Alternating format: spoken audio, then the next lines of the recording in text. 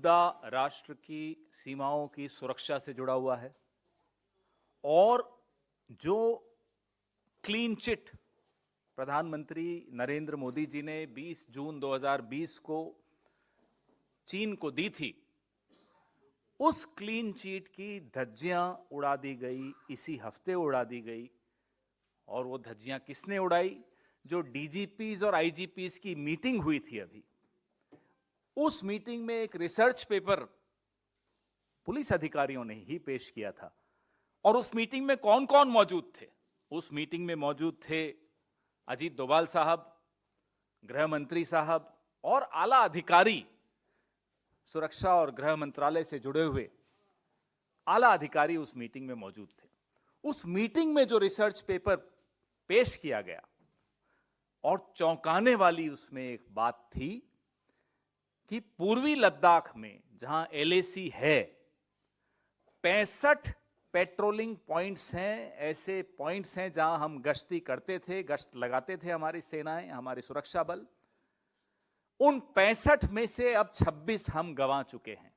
मैं दोहराता हूं, पूर्वी लद्दाख में नियंत्रण रेखा के ऊपर के समीप जो 65 ऐसे क्षेत्र थे जहां हमारे सुरक्षा बल गश्त लगा सकते थे, 20 मई 2020 से पहले तक, उनमें से हम 26 अब गंवा बैठे।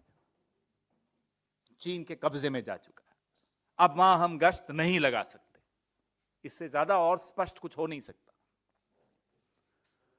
पीएलए ने उन बिंदुओं पर हमारे सुरक्षा बलों की गश्ती रोकवा दी, हमने रोक दी, हमने उन्हें क्लीन चिट दी और पीएलए ने उन पॉइंट्स पर आला दर्जे के कैमरा लगा दिए।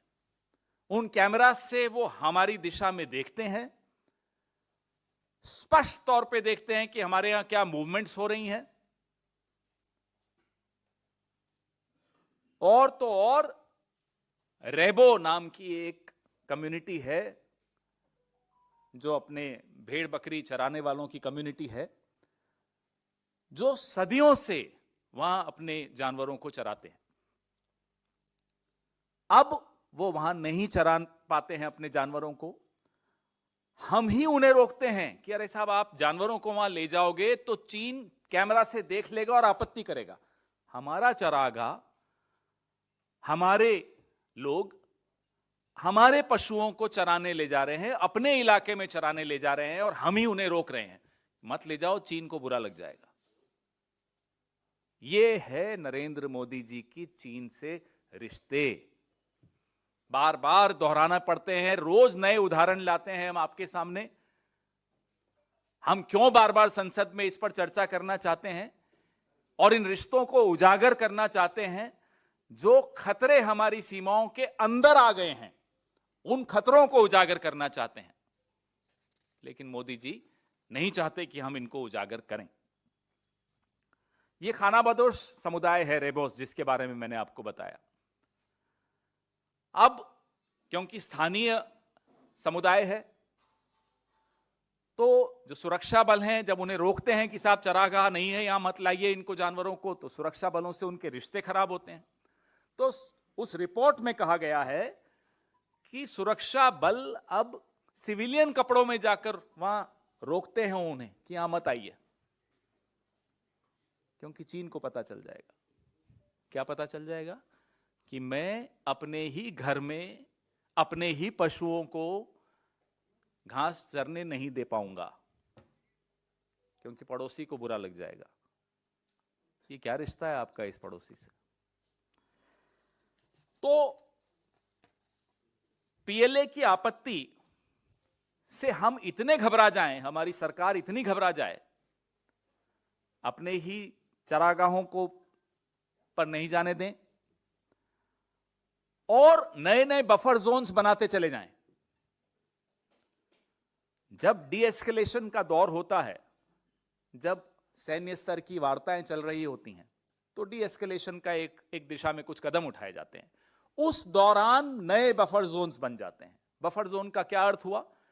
कि यहां तक मैं जा सकता था, अब बफर जोन बन गया है, अब मैं यहां तक नहीं जा सकता, मैं यहीं हूं, और यहां चीन आ गया।